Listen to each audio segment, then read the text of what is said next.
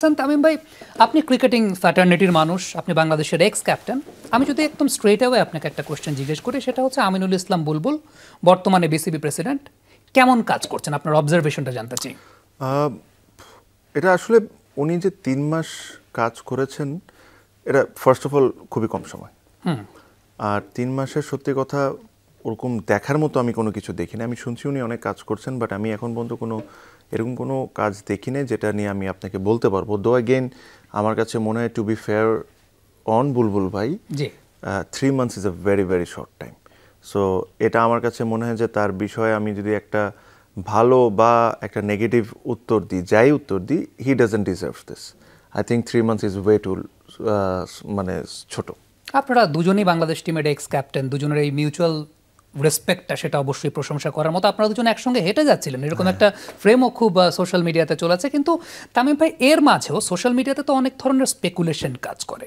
সম্মানিত board president তিনি একটা স্বরাষ্ট্র মন্ত্রণালয়ের কাছে একটা চিঠি পাঠিয়েছেন, এরকমও কথা শোনা যাচ্ছিল যে তাকে কেউ হুমকি দিয়েছেন কিনা, এরকম ট্যাগলাইন আমরা দেখতে পেয়েছি সংবাদ মাধ্যমে। উনি আবার বলেছেন না, হুমকি দেন নাই, বাট তিনি নিরাপত্তা শঙ্কা করছেন, সে কথাও তিনি বলেছেন। সোশ্যাল মিডিয়াতে আপনি যদি কখনো কমেন্ট দেখেন, তাহলে সেই জায়গাটায় একটা পক্ষ কিন্তু অলরেডি বলছে তামিম ইকবালের দোষ, এটা তামিম ইকবালই হুমকিটা দিছে। তাইলে আমার কোয়েশ্চেনের জায়গা হচ্ছে যে এটা কতটুকু বিব্রতকর আসলে তামিম ভাই আপনার জন্য? না, এটা আসলে আমি অবশ্য এটা খুব বেশি ফলো করি নাই, বাট যদি আসলে এটা হয়ে থাকে, এটা আসলে খুবই দুঃখজনক যদি এরকম কেউ মনে করে থাকে। আমি ক্রিকেটার ভাই, আমি সন্ত্রাসী কেউ না। হ্যাঁ, আমি সন্ত্রাসী না এটা। আর আমি সাথে এটাও বলবো, বুলবুল ভাইয়ের আমার কাছে একটা জিনিস মনে হয় যে ওনার যখনই কোনো কমেন্ট করেন, উনার ক্লিয়ারলি বলা উচিত সব কিছু। আমার কাছে মনে হয় ওনার কমেন্টও মাঝে মাঝে একটু কোয়েশ্চেন মার্ক রেখে দেন। It is very simple. যদি এরকম কোনো ওনার কাছে কল এসে থাকে, তাহলে নিশ্চয়ই নাম্বারটাও আছে। ডেফিনেটলি নাম্বারটা আমার কাছে মনে হয় আমাদের দেশের এখন intelligence is strong enough to find it, যে কে কলটা করেছে।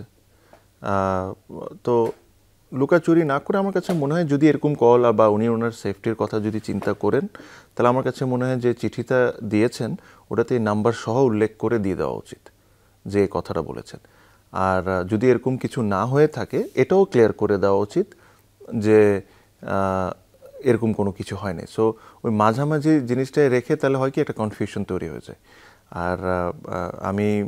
আর যদি এরকম যদি আসলে কোনো ঘটনা ঘটে আসে কিনা আমি তো আর এটা বলতে পারবো না। আমি এটা আপনাদের মতোই আমিও দেখেছি, বাট আমার কাছে মনে হয় একটা ক্লিয়ার স্টান্সটা খুব ইম্পর্টেন্ট। যদি আসলেই হয়ে থাকে, তো আপনার জিডি করার অপশন আছে, আপনার নাম্বারগুলো ট্রেস করার অপশন আছে, এগুলো করা উচিত। আর যদি এটা না হয়ে থাকে, তাহলে আমার কাছে মনে হয় স্টান্স থেকে ফেরত এসে যাওয়া উচিত ওনার।